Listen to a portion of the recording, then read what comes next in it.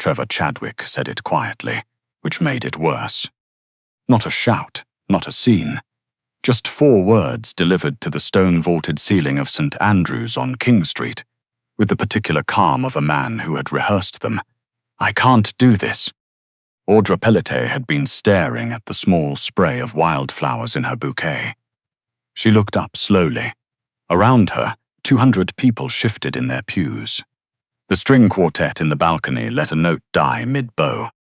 Trevor hadn't looked at her when he said it. He was looking past her shoulder toward the 3rd row on the left, where a woman named Kendra sat in a blush-colored dress, holding a champagne flute from the cocktail hour that hadn't quite ended when the ceremony began. She was slim. She was blonde. She had worked at Audra's accounting firm for 11 months. And Audra had once covered her shift at the Christmas charity audit because Kendra's car wouldn't start in the cold. "She's the reason," Trevor said, still looking past Audra. "I'm sorry. I thought I could, but I can't." The chapel held its breath. Someone dropped a program. The sound it made hitting the flagstone floor was the loudest thing Audra had ever heard. She didn't cry. That surprised her even then. She stood very still in her ivory dress, the one she'd ordered 3 sizes up from what she'd wanted, and spent 6 months trying to talk herself out of feeling embarrassed about, and she thought, with strange clarity, "I knew this. Some small, quiet part of me knew this was coming. She just hadn't known it would be in front of everyone she'd ever met." Then she heard footsteps. They were unhurried, deliberate, coming from the direction of the side aisle. The kind of footsteps that belonged to a man who had never, in his life, entered a room without owning it. Heads turned. The movement rippled through the pews like wind through wheat. The man who appeared beside her was tall and dark-suited, with the kind of stillness that made everything else in the room feel loud by comparison. He said nothing at first. He simply stood there, close enough that his shoulder was level with her temple, and looked at Trevor Chadwick with an expression that carried about as much warmth as the middle of January on the 401. Trevor blinked. "Who are you?" The man didn't answer. Instead, he reached into the breast pocket of his jacket, removed a folded pocket square, and held it out to Audra. Not pressed into her hand, just held there, offered, while he continued watching her ex-fiancé with those flat, grey eyes. Audra stared at the pocket square. "You don't have to take it," he said. His voice was low and even.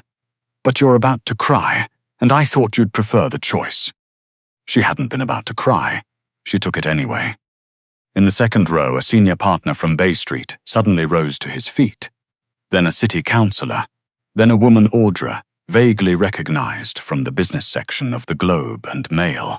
One by one, the city's moderately powerful became very still and very attentive.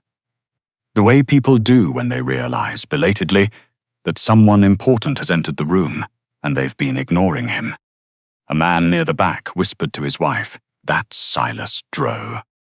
His wife turned to look, then immediately turned back, as if she'd accidentally made eye contact with something she shouldn't have. Trevor's face changed. Whatever bravado he'd carried into the ceremony, the practiced regret, the theatrical honesty, it went out of his expression like a candle in a draught. "Mr. Droe," he said. His voice had taken on a texture it hadn't had 30 seconds ago. Silas Droe did not acknowledge that Trevor had spoken. He looked at Audra instead. "Can you walk?" Yes. The words came out before she'd decided to say them. "Then walk." He didn't offer his arm. He simply turned, making a space beside him, and waited. She went. She didn't know why she went. Later, she would tell herself it was because her legs had made the decision before her brain could object, which was perhaps the most honest thing she'd admitted in years. The guests parted. Not for her. They'd never particularly parted for her, for the man beside her. Trevor found his voice again somewhere around the 4th pew. "Audra," he took a step forward. "Audra, we should talk." Droe stopped walking. He turned his head, only slightly. He didn't look at Trevor directly. Just in his general direction, the way you might look at a weather forecast you already knew was wrong. Don't, he said. One word. No threat attached. Trevor stopped. They walked out into the October grey of King Street, and the heavy doors of St. Andrew's closed behind them. And only then did Audra notice that her hands were shaking. A black car sat at the curb. A driver stood beside it, watching Dro with the alert attention of someone trained to wait. I have my own car, Audra said. Your car is around the corner and your keys are in your bouquet, Dro said. You can go back for it, or I can have someone bring it. She looked down. The keys were indeed in the bouquet, looped through a ribbon, because she'd been afraid of losing them inside the church. She'd put them there when she was alone. She'd told no one. How did you know that? He opened the car door. I pay attention. She got in.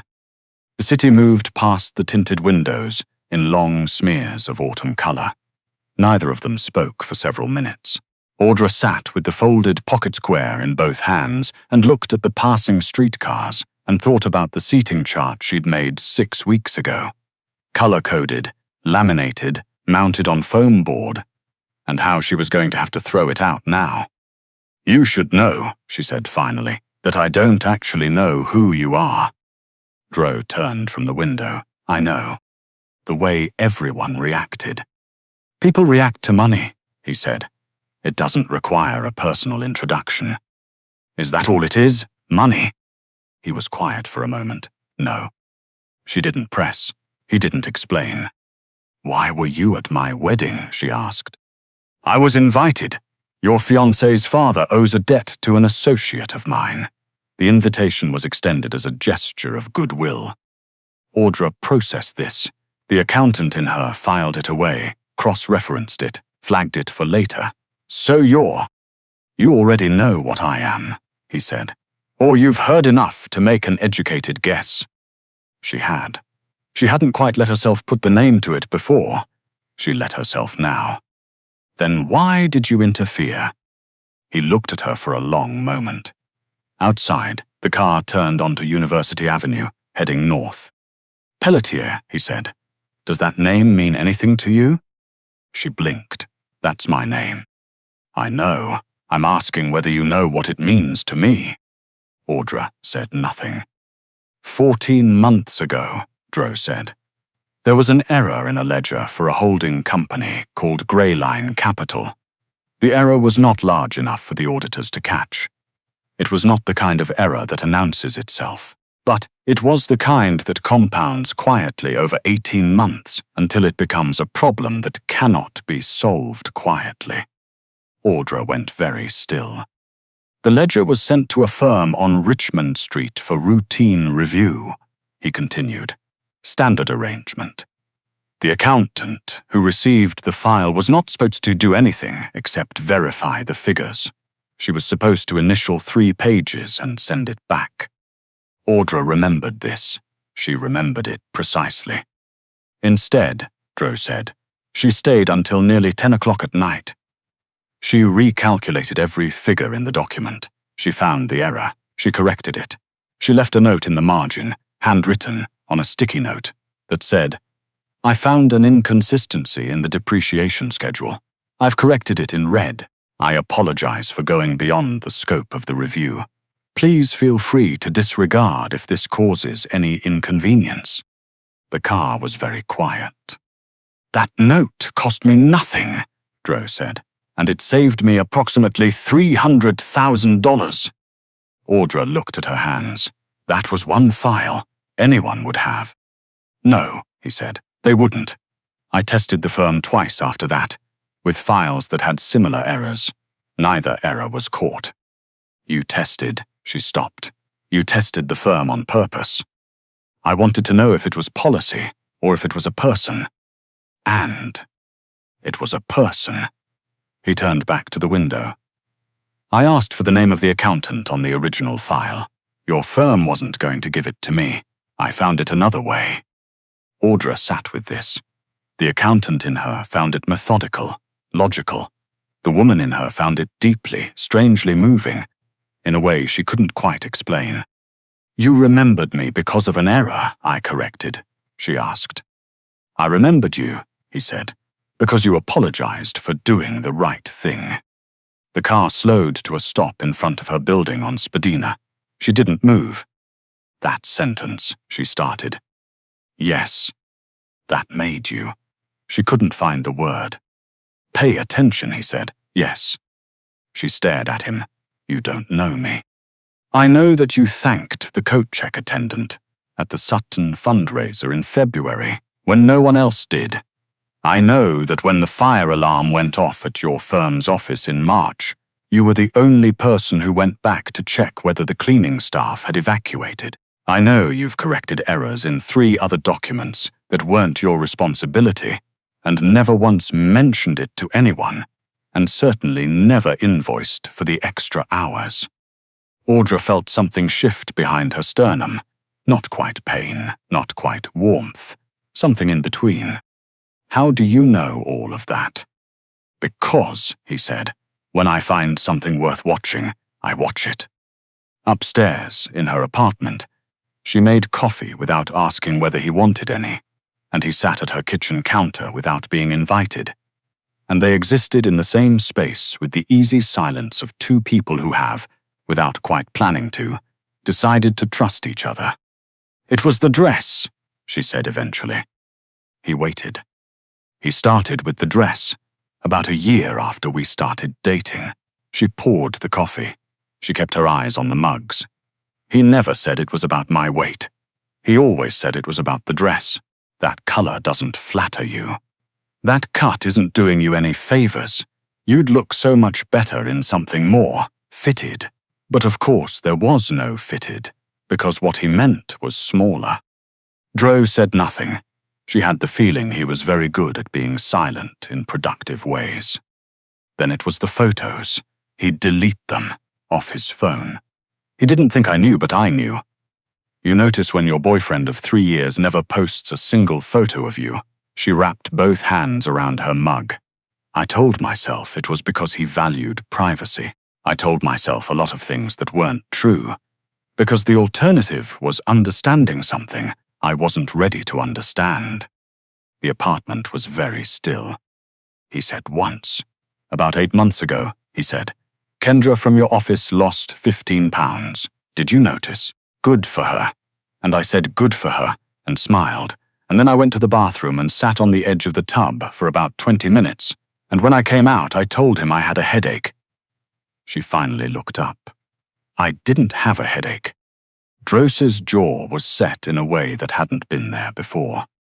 "I'm not telling you this for pity," Audra said quickly. "I want to be clear about that." "I know you're not." "I'm telling you because I think it was easier to stand there today when he said what he said, because I'd already been preparing myself for a long time. The way you prepare for a diagnosis you suspect is coming," she exhaled slowly.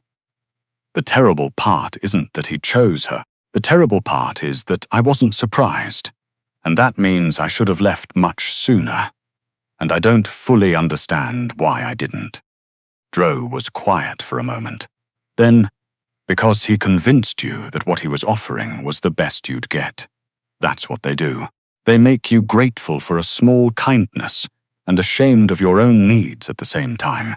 So you spend all your energy managing both, instead of asking whether you actually want to be there. You sound like you know that from experience." "I know it from observation," he said. "Different skill set, same information." She almost smiled, almost. 3 weeks passed. Toronto moved on, the way Toronto does.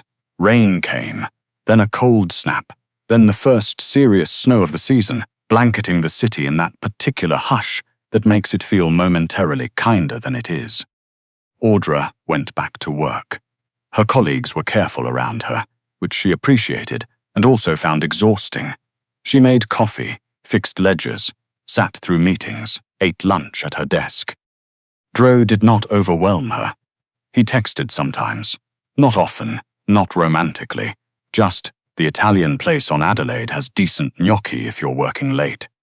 Or, There's a documentary at the Tiff Bell Lightbox on Friday you'd probably find interesting. Accounting scandal in the 90s. Real one. He never asked whether she was all right.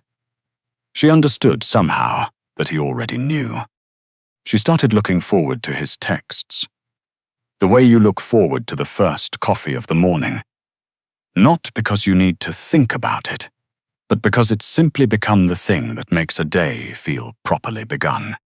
6 weeks after the wedding, the Drow Foundation held its annual fundraiser at the Four Seasons on Bay Street, the kind of event that costs $800 a plate and raises $3 million for pediatric medicine and makes you feel vaguely guilty for enjoying the salmon.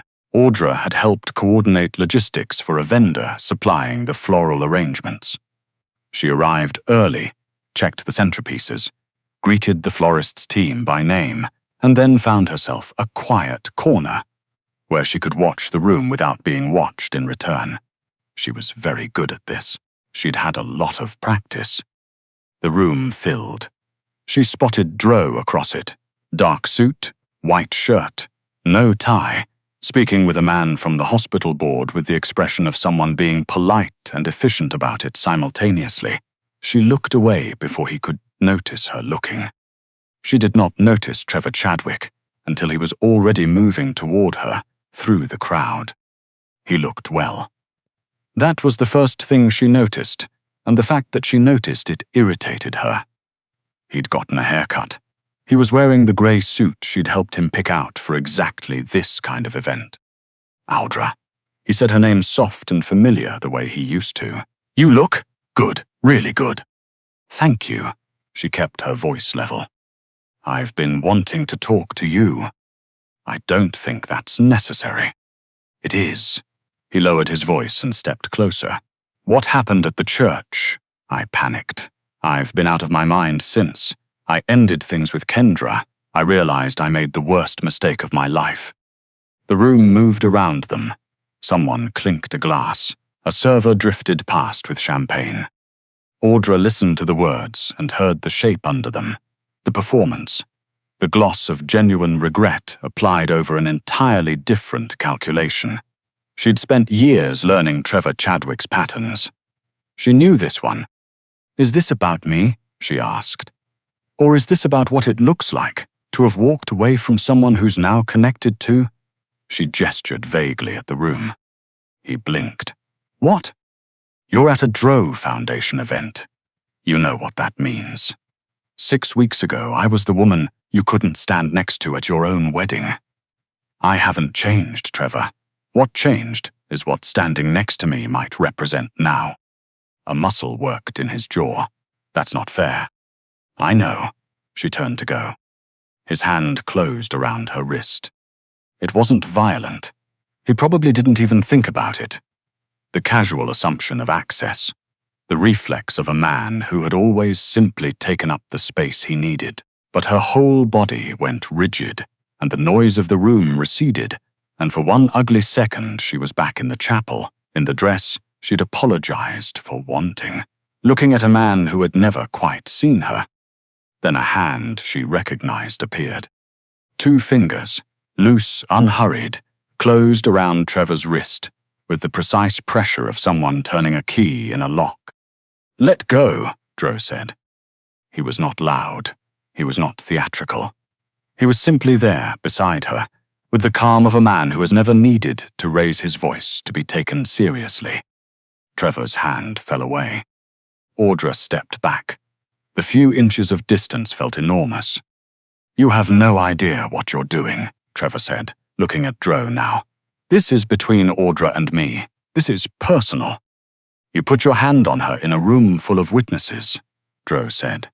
That stopped being personal the moment you did it. We were engaged 4 years. I know. His voice remained even.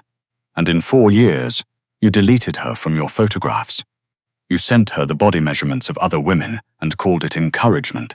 You stood at an altar and told her, and everyone who loved her, that she wasn't enough. A pause. And now you're surprised she doesn't want your apology. The room had gone very quiet, attentive, alert. Trevor's face worked through several expressions. You don't know her. You don't know anything about. I know she stayed 3 hours past close to fix an error in a ledger that wasn't her file. Driss's voice dropped, so only the three of them could hear it. I know she wrote a note apologizing for the inconvenience of saving my company. I know she thinks no one has been paying attention. He looked at Trevor steadily. She was wrong about that. The silence stretched between them, like something pulled too tight. The last time she was humiliated, Dro said, I wasn't in a position to do anything about it. I'm in a position now, and I won't be standing aside a second time. Trevor looked at Audra, with an expression that was equal parts wounded and calculating. And she found to her own surprise that she felt nothing particular looking back at him. 2 members of hotel security materialized at Trevor's elbow with the quiet efficiency of people who had been watching the situation unfold since it began. He looked at them. He looked at Dro. He left. The room exhaled. Conversations resumed carefully, the way they do after something has happened that no one will quite acknowledge having witnessed. Audra stood with her hands loosely at her sides. You kept the note, she said. Dro looked at her. You mentioned it tonight. The sticky note. You still have it. He reached into the inner pocket of his jacket and produced it. A small square of yellow paper, faded slightly at the edges, the ink still perfectly legible. Her own handwriting looked back at her, the careful, slightly apologetic accounting of a woman who had been taught to make herself smaller even in a margin note. 14 months, she said. Yes. Why? He folded it carefully and returned it to his pocket. Because it reminded me that integrity looks the same whether or not anyone is watching. And I don't encounter that as often as you might think. She was quiet for a long moment. I don't know what to do with you, she said finally. The corner of his mouth moved, not quite a smile, close enough. You don't have to do anything, he said. I'm not asking you to. I'm only asking whether you'd like to have dinner next week, without either of us pretending it's a business meeting. She looked at him for a moment. Outside the floor-to-ceiling windows, Toronto glittered. The towers lit against the November dark, the harbor scattered with cold light. I come with a lot of luggage, she said. I know. I mean it. I have years of, it doesn't disappear overnight. I'm not. Audra. He said her name the way almost no one said it, the first syllable carrying the full weight. I know exactly who you are. I've been paying attention since before you knew I existed. I'm not asking you to arrive already healed. A pause. I'm only asking whether you'll let me be there while you get there. She breathed in, breathed out. Dinner, she said. Dinner, he agreed. 10 months later, on the second Saturday of September, the doors of St. Andrew's on King Street opened for the second time in Audra Pelletier's life. She'd chosen the same venue deliberately. Her closest friend, a woman named Bet, who'd been by her side since their undergrad accounting courses, and who had received the news of the original wedding collapse with magnificent, unwavering fury on Audra's behalf. Bet had suggested somewhere new, somewhere without the memory attached.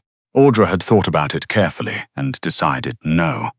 She was not going to be a person who avoided the church on King Street for the rest of her life. She was going to be a person who had a better memory of it. The dress she wore was one she'd fallen in love with in the very first fitting, without apology, without asking anyone else's opinion, without calculating whether it made her look the right size. It was ivory silk and it had pockets, and she had cried when she first put it on, for reasons she could only partially articulate. She walked down the aisle with her head up. At the end of it, Silas Dre stood in a dark suit, with no particular expression on his face, except the one he wore when he was paying full attention to something. His second-in-command stood beside him, looking faintly amazed, as he had looked faintly amazed for most of the past 10 months, at the persistent evidence that Silas Drow had turned out to be capable of this. When Audra reached him, she didn't look at the guests. She looked at him. "You're not nervous," she said. "No, I am." "I know." He took her hands. His were steady. "You're always braver than you give yourself credit for." The officiant smiled and cleared her throat. There were vows. Not extravagant ones. Drow had reviewed the first draft Audra wrote and noted, without a trace of irony, that she had thanked him 3 times in 2 paragraphs, and he found it factually inaccurate, since he was not doing her a favor. She'd laughed for a solid 5 minutes at that, and written new ones from scratch. When it was her turn, she looked at him and said, "I spent a long time believing that being seen was a privilege I had to earn. You disagreed. You showed up with evidence, over and over, until I had no rational argument left."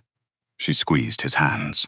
"I don't know exactly how to thank you for that, so instead I'll just tell you that I intend to spend a very long time watching you the same way you watched me, and I'll be annoyingly thorough about it." He made a sound that, in another man, might have been a laugh. His vows were 3 sentences. He had written them himself, without consultation. "I paid attention because you were worth paying attention to. That has not changed. It won't." After the rings, after the kiss, after the applause that rolled through the old stone chapel and up into the vaulted ceiling, they walked back up the aisle together. Audra stopped, briefly, to squeeze the hand of the elderly church warden, who had been there both times. She thanked the string quartet. She caught the eye of the caterer's lead server and gave her a small nod that meant, "The pacing has been perfect. Thank you." Drow watched this. He watched it the way he'd been watching it for over a year now. Not with surprise, but with the particular quality of attention that knows it is witnessing something worth remembering. Outside on King Street, the September light came down gold and easy through the trees. She took his arm. He held her hand. "I kept the pocket square too," she said after a while. "The one you gave me in the church. I have it in a box on my bookshelf, along with a copy of the sticky note." She glanced at him. "Since apparently you have the original." "Apparently," he agreed. "We're keeping a box of evidence," she said, "of the day my life fell apart." "Evidence," he said, "that it didn't stay that way." She thought about this. The streetcar went past.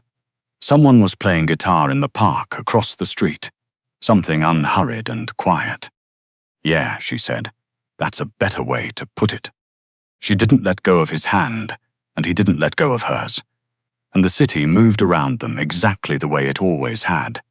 Indifferent and enormous, and for the first time in a long time, entirely beside the point.